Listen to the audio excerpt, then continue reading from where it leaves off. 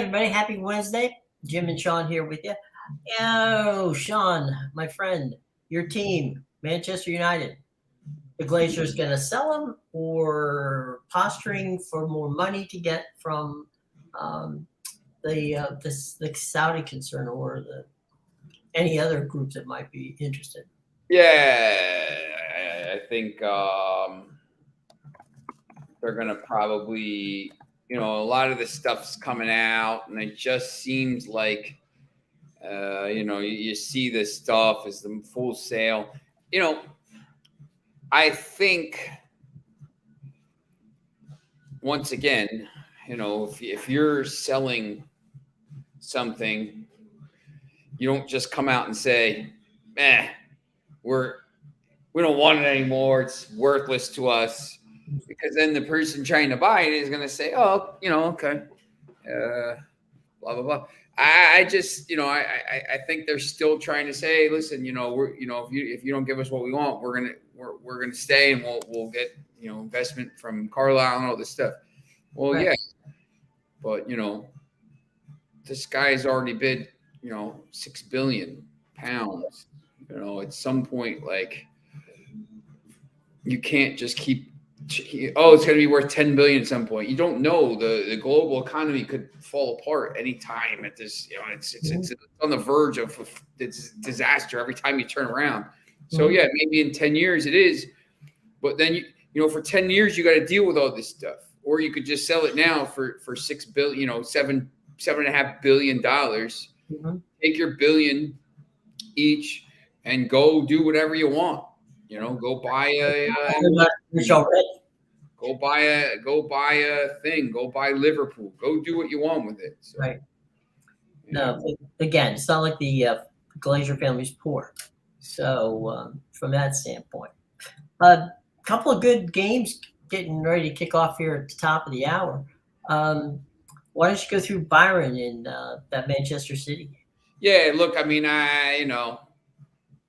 if it's 2-0 Bayern at halftime, I think you have a tie. If it's 2-0 Bayern at halftime, I think I got a bridge to sell you too. It's not happening. Manchester City is going to win the tie. I would think pretty easy. I would think there's a much better chance it's 1-0 City. 2-0 City at halftime. The Bayern team's a mess. Sadio Mane's punching teammates. They're a disaster. Blah blah blah. So it is what it is. I just don't think they're going to be able to overturn that. And then the other game, Inter Benfica. Benfica was terrible last week at home. Inter, was up 2-0 going home.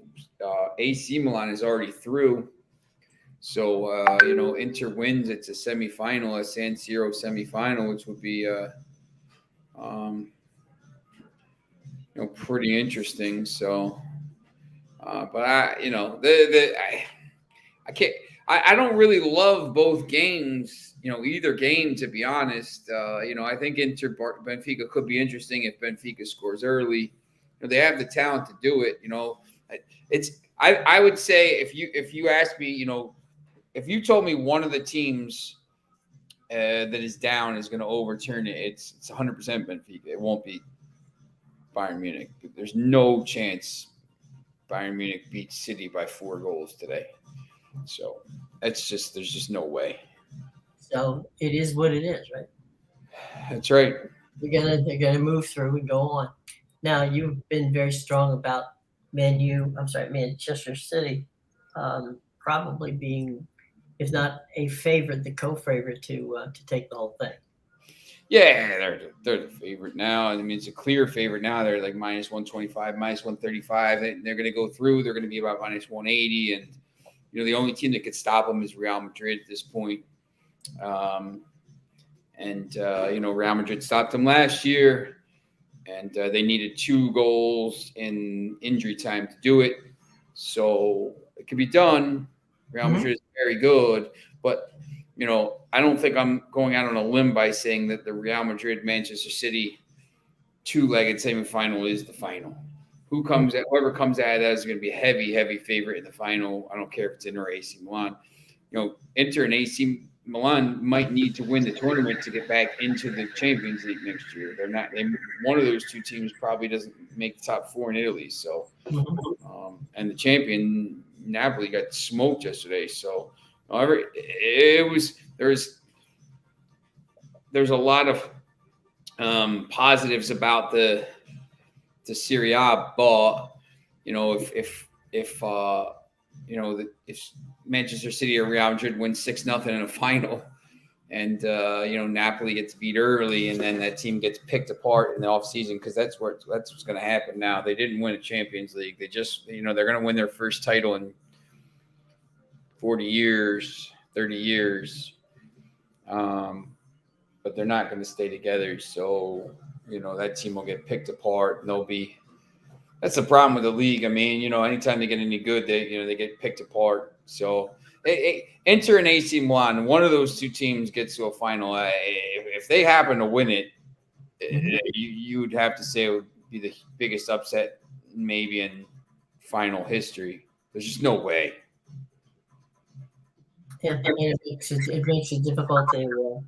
Well, from your standpoint, it's not hard to bet on or talk about who to wager your money on this situation. Yeah. Yep. So what's going on with regard to the rest of the world of soccer as we head into the final couple weeks of April and into early May? You got the South American tournaments. You got the the Premier League. Arsenal's playing on Friday ahead of everybody else, and City's not playing, so maybe they don't have any pressure on them this weekend. If Arsenal does not beat Southampton, I don't think they have any chance to win it. It could still happen.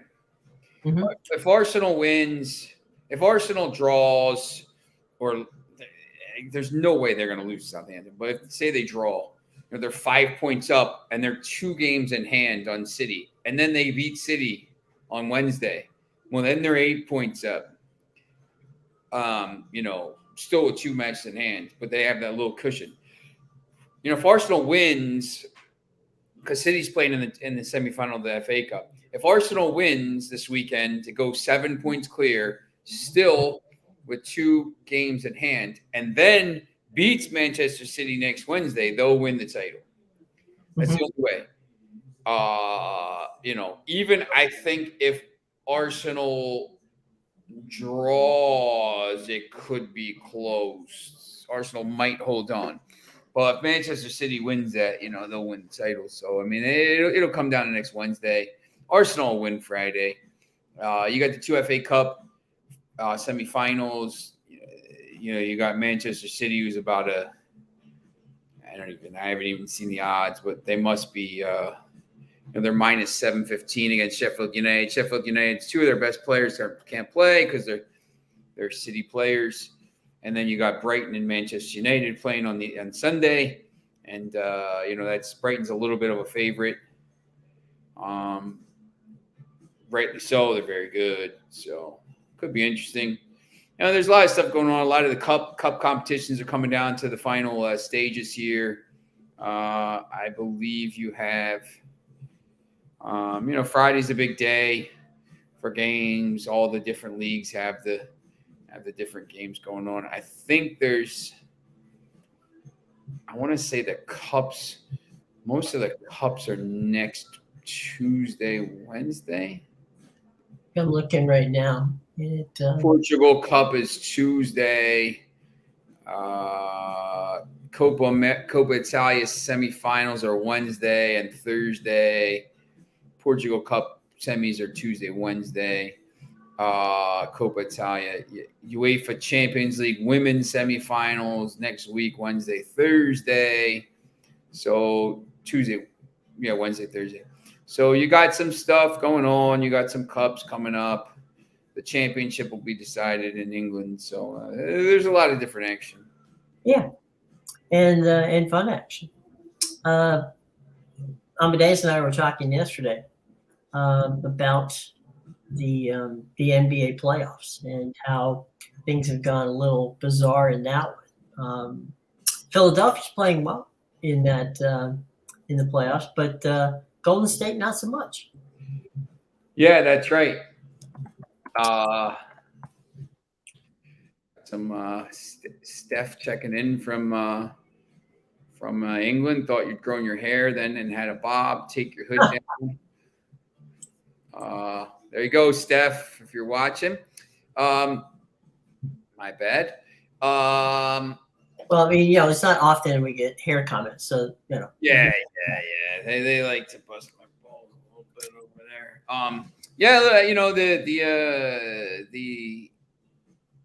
The NBA right now is interesting because you have these, the two and the NHL. You have the two ties or the two series now. Boston's going to win. That series is over. Philadelphia and Boston, if they win one game on the road here to go up 3-1, and especially if they win game 3, the series over. Sacramento, Golden State, Golden State is very good at home. Sacramento's not bad on the road. If Sacramento wins one game in San Francisco, it's over. They won't, the Sacramento team is pretty good. Phoenix got back into it yesterday. The Tuesday games were big, I think, for Cleveland and Phoenix. Both got back into it. 1-1. I think tonight, Memphis and Milwaukee get back into it. Denver probably goes up 2-0. Thursday is the game 3s. Philadelphia, Brooklyn, Sacramento, Golden State, and Phoenix, LA.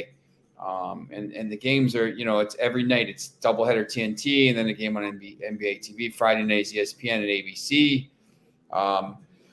Doubleheaders. Saturday, of course, you got all the games.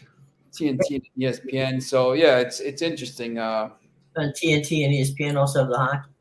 So yeah. So they're around. Yeah. But it's interesting. Normally the Warriors have been relatively good on the road. Terrible this year. Better than ever the other times. But this season they were 10 wins shy of they had a losing record by 10 wins. I think it was like they were like 10-31. They're terrible. Right, obviously you're just right. It's 10-31 on the road. So your point of if they got to get them back home, if they can get them back home and win, then there's. But you're right. The problem is, it's this game. They have to win both 3 and 4 because they're probably going to lose 5. I think they could win 7. I think they could win a game 7, but once again, they're terrible on the road. But game 7, Sacramento could be dodgy. But look, if they lose any game at home, the series is over. Sacramento, I think they're in trouble anyway. I think Sacramento. There's Foxy who says the AM hangover from Milan result. Yeah, I think he flew out to Milan to celebrate with everybody. He's out for a little while here. I told him he's got to go. He's got to go to that. I will be. I've already told my bosses here. If Sevilla, if Manchester United goes to Sevilla and wins the Tuesday, Wednesday, Thursday semifinals, would be whatever day it is, the 16th and 17th. One of the. I would guess it would be Tuesday. Would be Real Madrid, Manchester City in Manchester, and Thursday would be Manchester United, whoever, Juventus or Sporting. So I'll probably go to that. That would be pretty cool. Just be pretty cool to be in the city for that week. I would go to both matches. Well, I mean, that would. We're going to find out soon enough. We're not going to have to wait. Yeah, we'll know Thursday. I'm quietly confident. It looks like Marcus Rashford will be back. He's training, so I don't know if he'll start from the beginning. I thought they looked pretty good on the weekend. So, we'll see. It's tough. I mean, they have 2 tough games in a row. You know, you got to go to Sevilla, and then they got the FA Cup semis. I'm not super confident about the game. I think they could win, but that Brighton team is really, really good. So, Brighton's still in it for a chance to maybe make top 5, top whatever they're going to get to. They're on 49 points with 2 games in hand on Tottenham. So if Newcastle can do their job, Foxy, and finally win a game and, beat Tottenham, might help Brighton make, finish 5th and, get that Europa League spot. Brighton in Europe would be fantastic to watch. They would really, really play well, and that could be the starting point for Brighton to really. Brighton could win the tournament. They're that good. I mean, they're very good teams. So Brighton's got a tough schedule here. So. Yeah, we talked about we'd hoped that Brighton could finish 4th, but it doesn't look like that's going to They happen. won't finish 4th. Newcastle and Manchester United are just, I think, too far ahead. Manchester United is 10 points clear they played 1 match more, and they actually play Brighton.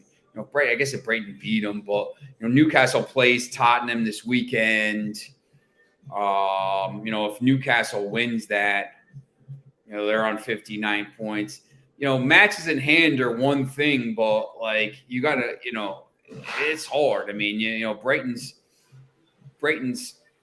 matches in hand are, they got to play at Forest, Wolves at home. They got to play Manchester United. They got to play Everton. They got to play Arsenal. They got to play Southampton. They got to play Villa. So, they're winnable games, yes, but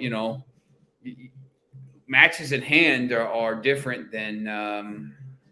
Well, you still have to win. They still have 2 matches they have to be made up. Mm-hmm. They don't know where they're going to go right now. And those 2 matches are Manchester City at home and Newcastle away. So they have to play City, Newcastle, Manchester United, and Arsenal, the current top 4. Look, if you win all those games, you'll probably have a chance to be and Aston Villa, who's right in a battle with them for 6. So they play 5 of the top 6 teams right now down the stretch in their last 9 matches. So, if they beat those teams and they play some relegation teams. So, if they win 5, those games, they'll win. If they don't, they won't. So there's a possibility, though. I mean, they have it in their hands, which is more to say for some of these other teams. Well, let me ask you this. I mean, okay, what if they finish outside of the top 4?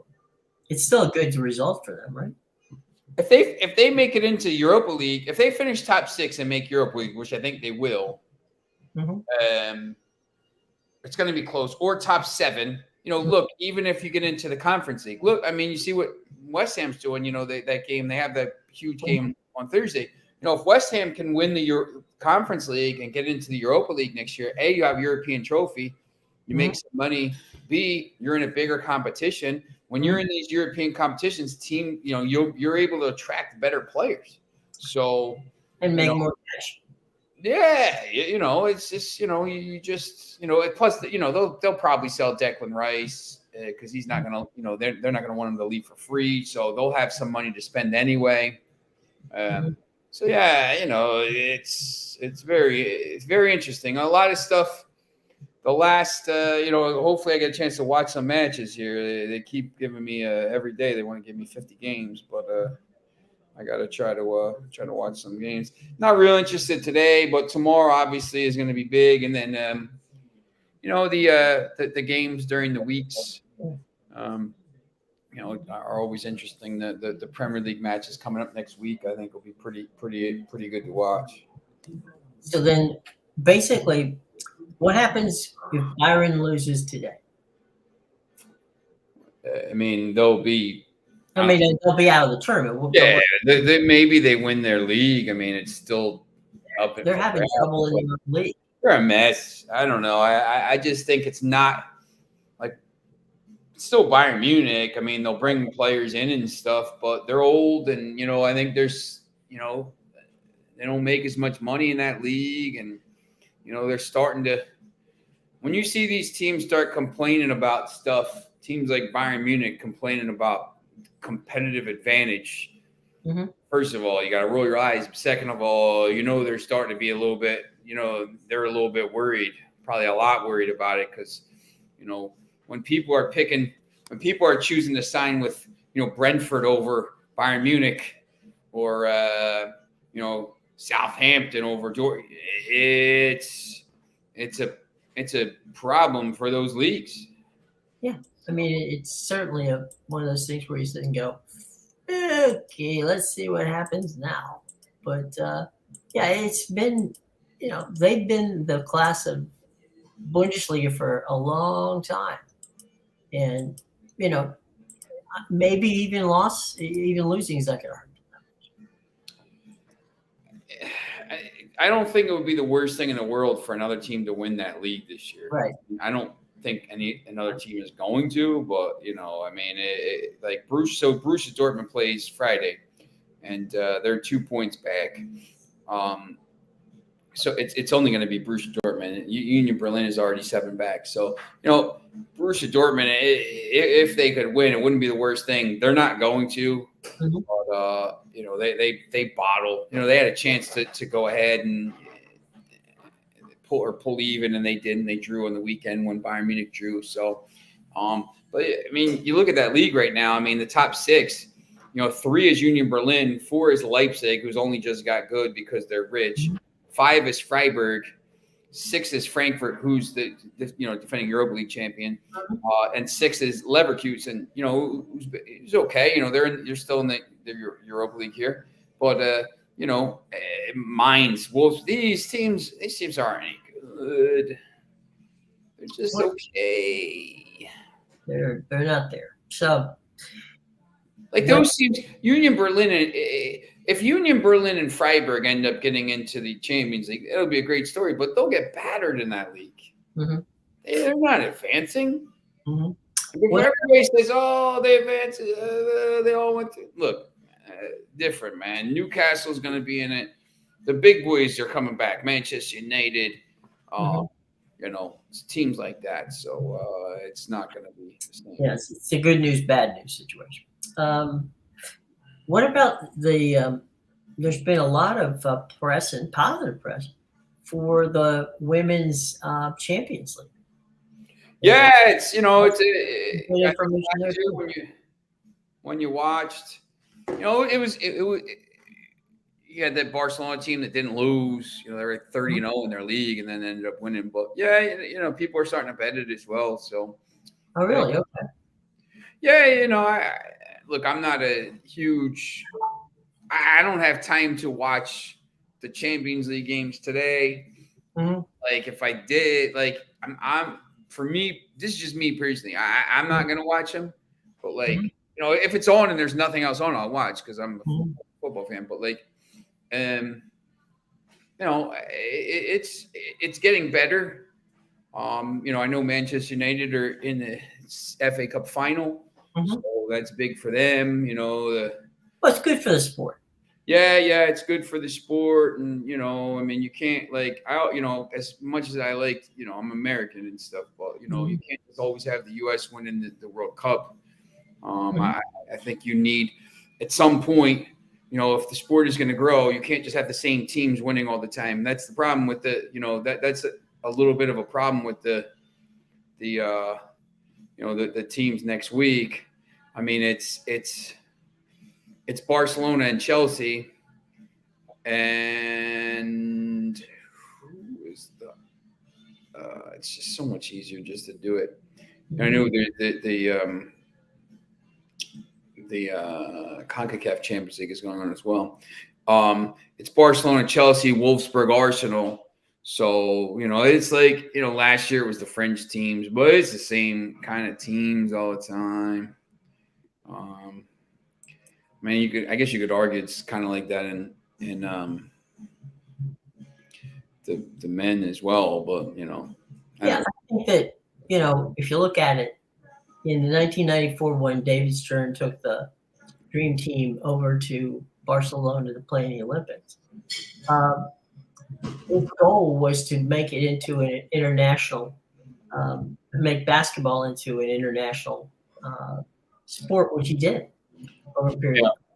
And I think that what we're seeing here with the Champions League is, women's soccer being given some, much deserved and much needed publicity, which of course obviously then grows the sport on a number of levels. Yeah. I think it's the same thing, for the CONCACAF Champions League next week. You got first legs, Tigres, Leon, the two Mexican teams are going to play on Tuesday.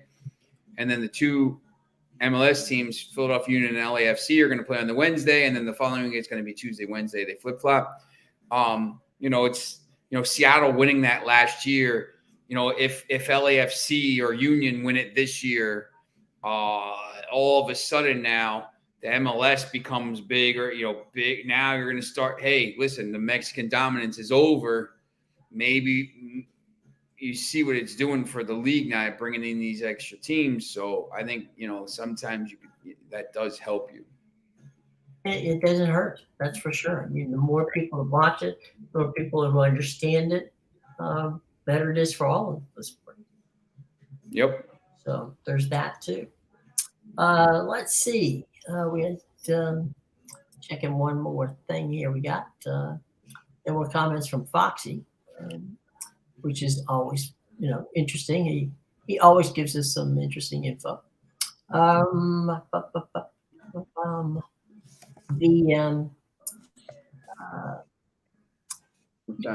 you think there's any chance that any other manager gets fired before the end of the season? Nah, not at this point now. I mean, everybody that got fired is going to get fired. So I think it's going to be – we were talking in the earlier show about how the Chelsea should have just brought him in already, and just if he's your guy, just bring him in and see what they, have him clear out his, the players. But, if he's already agreed to it, maybe, he's already doing that as well. But, they're just such a mess. So I would have brought – if he's your guy, I would have brought him in, but maybe they want to wait a little bit longer. I don't know why. Like Manchester United already knew Ten Hag was going to be the manager last year by this time, around this time. So, I just think you do it and you let them, for the last 7 matches, you just let them see what these teams can do, see what these players can do, and see if you need to sell them or whatever, and then whatever with the rest of them. I think the thing that's interesting to me is how many teams do you think will change managers at the end of the season? I don't know. I mean, I don't know if it's going to be, Foxy, they are pretty useless. Last year was their year and they blew it. They've never won a trophy, by the way. I don't know. I mean, so many changed already. Chelsea has an interim. Southampton, I don't know. They'll be down. So, I guess that guy will stay. But, Burnley might coming up because Company is going to be, wanted by a few other teams and stuff. So, it's there's possibility of some of these other ones. So, but I mean, most of them already changed. So, City won't, Arsenal won't, unless Arteta leaves. But who knows if he would? I don't know if he would. Manchester United won't. Newcastle won't. Brighton won't, unless that guy gets taken. Aston Villa won't. Liverpool won't. Crystal Palace will hire somebody, although, man, might as well just stay with Hodgson. They've been good. But I mean, the teams in the middle, middle of the table there, Liverpool won't. Brentford won't. Thomas Frank will stay unless someone takes them. Fulham won't. Palace has to. Wolves won't.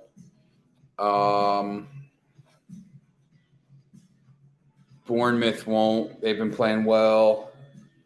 West Ham could.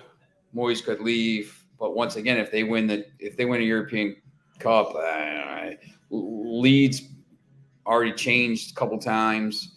Everton, Dice looks like, I guess he's staying. I don't know. Nottingham Forest, I guess they stuck with him this long. Leicester will. They could be in the championship. So probably 2 or 3.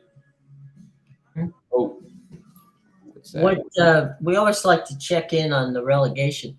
Has your thoughts changed on the relegation at this point, or is it the same? Southampton's gonna go.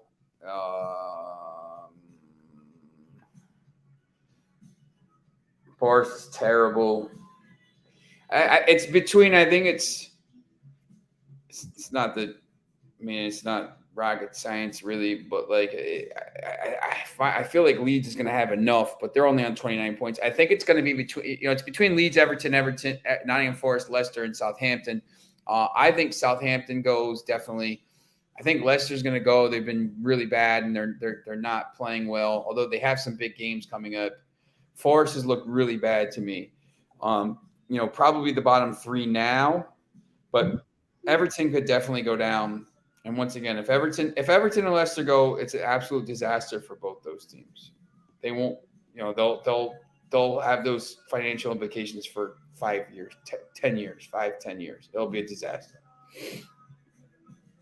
I think at the end of the day, the key that you're talking about there is, when you get relegated like that and dropped out of the picture, then all that money dries up.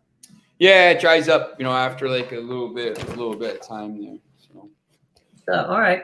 I gotta go to my game. So we'll get out of here. All right. Have a great day, everybody. We'll be back here tomorrow, having a chance to chat. Right. It's a quick note there from Foxy. Yeah, you useless this season. They have been useless. Yeah. Okay. All right, Foxy. Thanks for everything. Whoa. Stop. Okay, there it goes. All right. Well, for Sean, I'm Jim. You guys have a wonderful day, and we will be back tomorrow and have some fun talking about it. Okay. All right. Take care now.